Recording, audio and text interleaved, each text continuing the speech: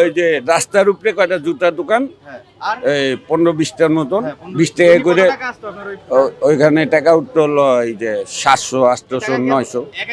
না না, ওইটা ওই যে টল গাড়ি যাইতো, ওদের দিয়ে দিতাম। না, পুলিশের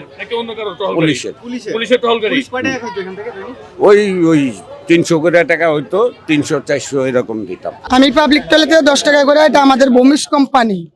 ওনারা একটা ওই রিসিপ্ট লেখার সাট লাগাই দিছে যে ঢুকে 10 টাকা করে, কয়জন ঢুকে কয় টাকা ইনকাম হয়, এটা আমার সিট আছে, আমি সিটে লেখা রাখি সবসময়। আর ওই যে ছোট্ট একটু কাউন্টার বাসায় দিছিল আমার, কাউন্টারের ভিতরে এটা ভূমিজ কোম্পানিতে জমা দিতে হয়।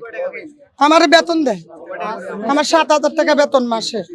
আর ওই লগে আমার ওই যে একটা ছোট্ট দোকান দিয়া দিছে, কয়টা খাবারের জিনিস, পানি, ওই বিস্কিট মিস্কিট, এগুলো আমি বিক্রি করি। ওই টয়লেটের ভিতরে কাউন্টারটা, ওই কাউন্টারের ভিতরে বিক্রি করি। বা তুমি যা কামাই ওইটা আমি অফিসে দেই, আমার 7,000 টাকা বেতন দেয়। ফুটপাতে যারা দোকানদারি করে তারা নিতান্তই দরিদ্র বা গরিব, এই কারণে ফুটপাত দোকানদারি করে। যদিও ফুটপাতে দোকানদারি করা নিষিদ্ধ, সিটি কর্পোরেশনের নিয়ম অনুযায়ী ফুটপাতে কোনো দোকান থাকবে না, কিন্তু তারপরেও যারা পেটের দায়ে করে তাদের কাছে এদের মতো লোক চাঁদাবাজি করে। আপনি দেখেন, মহিলা আর যে পুরুষ, উনি বৃদ্ধ, কিন্তু এই বয়সেও সে তার চাঁদাবাজি ছাড়ে নাই। কিন্তু এই তথ্য আছে, তারা যদি চাঁদা না দেয়, কেউ যদি অস্বীকার করে যে আজকে দিব না, এদের আবার আলাদা একটা পেটুয়া বাহিনী আছে, টোকাই বাহিনী আছে, এইগুলো না তার উপরে আক্রমণ চালায়, দোকান ভেঙে ফেলে, দোকান তুলে দেয়, হুমকি দেয়। এই কাজগুলো তারা রেগুলার করে। স্পেসিফিক যে এই সুলতান ভদ্রলোক উনিই করে তাও না, এদের টিমটা অনেক বড়। টোটাল কথা আমি মনে করি একক এলাকা হিসেবে মিরপুরের সব থেকে বেশি চাঁদাবাজি হয় ফুটপাতে, সেটা হচ্ছে মিরপুর 10 কেন্দ্রিক এরিয়াতে। তারা কন্টিনিউ করে যাচ্ছে, এরা টোটাল একটা সিন্ডিকেট। সুলতান ওনার বিষয়ে আগে থেকে এরা হচ্ছে খানদানি আর কি চাঁদাবাজ, আগেও করতো। এরা কোনো সরকার, কোনো দলীয় বা কোনো প্রশাসনের কেউ না, এরা মানে চাঁদাবাজি হচ্ছে পেশা।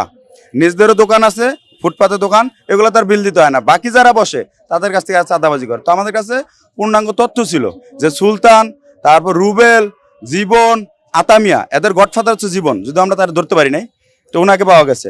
এদের গডফাদার হচ্ছে জীবন। তো এরা মূলত চাঁদাবাজি করে একটা নির্দিষ্ট অংশ সিটি কর্পোরেশনের অমুকরে দেয়, তমুকরে দেয়, রোডে অমুকরে দেয়, এইভাবে চলে। কিন্তু এই যে রেগুলার চাঁদাবাজি প্রতিদিন, ইভেন কালকে যদি থানা গেটে এরকম অভিযোগ আসে থাকে, কম করে হলেও 10টা অভিযোগ আসছে যে আজকেও শোডাউন দিয়ে গেছে, আজকেও চাঁদা চাইছে, এরকম অভাব নেই, প্রতিদিন চলে।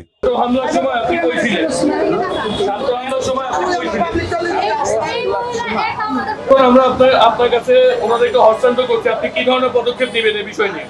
এটা তো আসলে আমি হচ্ছি ডিউটি অফিসার, এই যে আপনাদের কোম্পানির আন্ডারে আপনারা নিয়ে আসছেন, তো সেক্ষেত্রে তো সিদ্ধান্ত দেবে আমাদের উপর কর্তৃপক্ষ, আমাদের যে অফিসার আছেন সিদ্ধান্ত দেবেন। আর আপনাদের পক্ষ থেকে আপনাকে একজন কমপ্লেন দিবেন, লিখিত আকারে কমপ্লেনের প্রেক্ষিতে আমাদের ব্যবস্থা নেওয়া হয়। সাধারণত মৌখিক কমপ্লেনের বিষয়ে আমরা আইনগত ব্যবস্থা নিতে পারি। যে কোনো একজন পক্ষ হয়ে আপনাদের পক্ষ থেকে যে কোনো একজন তাদের অভিযোগটা উপস্থাপন করবেন, সেই অভিযোগের ভিত্তিতে আমরা